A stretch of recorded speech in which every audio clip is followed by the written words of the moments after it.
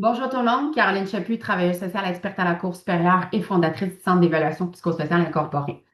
Je vous parle aujourd'hui d'un sujet quand même qui me tient à cœur, c'est-à-dire que je reçois régulièrement des demandes, soit personnelles, soit professionnelles, ou sinon je peux le constater sur les réseaux sociaux, des gens qui vont faire ce type de demande-là, c'est-à-dire qu'ils vont demander des références pour avoir un avocat rentre dedans, donc un avocat pitbull.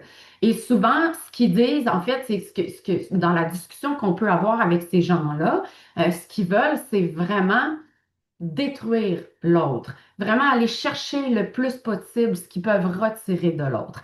Et puis moi, quand j'entends ce genre de situation-là, ça vient vraiment me chercher parce que, en fait, vous le savez, dans le cadre de ma pratique, au niveau des valeurs de notre pratique du Centre d'évaluation psychosociale, ce qu'on cherche à faire, c'est d'aller chercher le plus possible la collaboration de tous et de diminuer, minimiser les impacts, donc diminuer le conflit pour minimiser les impacts sur les enfants qui sont impliqués. Donc, moi, j'ai compris rapidement dans ma pratique en ce qui concerne les conflits sévères de séparation que parfois, mieux vaut avoir une relation conflictuelle avec notre coparent que pas de relation du tout. Donc, certains parents vont avoir tendance à vouloir alimenter continuellement le conflit pour que ça ne cesse jamais. Parce que tant aussi longtemps que je continue d'alimenter le conflit, qu'on n'arrive pas à une entente, ben, je peux continuer d'entretenir une relation avec l'autre.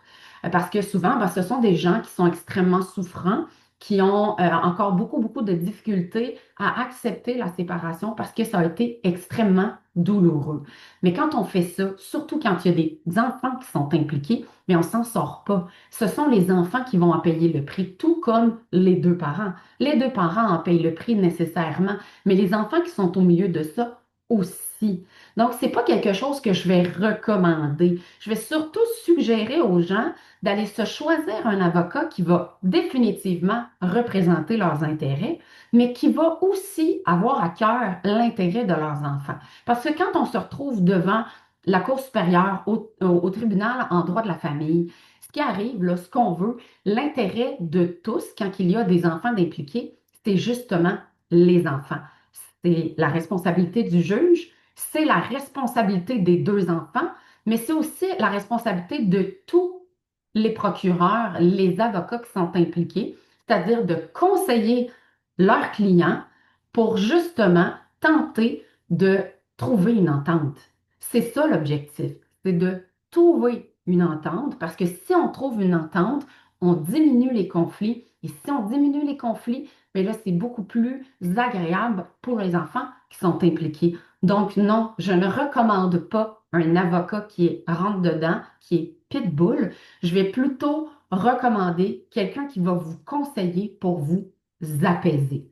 C'est ça que vous avez besoin. Vous avez besoin d'être apaisé pour diminuer le conflit. Parce que sinon, ça peut durer des années. Ça peut durer des années, puis finalement, jamais se terminer. Donc, à ces parents-là, je vais aussi recommander d'aller chercher de l'aide personnelle pour aller prendre soin de leur petit coco intérieur pour pouvoir, après ça, aller de l'avant plus positivement, plus sereinement, en fait, du moins. Parce que si vous, vous êtes apaisé, vos enfants le sont aussi. Puis si vous êtes capable de trouver une entente avec votre coparent, c'est extrêmement bénéfique, autant pour vos enfants que votre propre santé mentale, que celle de votre coparent. L'objectif de toujours vouloir attaquer l'autre, de s'en prendre à l'autre, ça vous mènera nulle part. Donc, c'est mon petit mot aujourd'hui pour vous. Je vous conseille de vous trouver un avocat qui va veiller à vos intérêts, mais aussi à ceux de vos enfants. Sur ce, je vous souhaite de passer une belle journée, puis on vous invite à nous contacter au centre d'évaluation psychosociale.com ou sinon au info en commercial centre d'évaluation psychosociale.com. Ça va nous faire plaisir de répondre à vos questions. Passez une belle journée.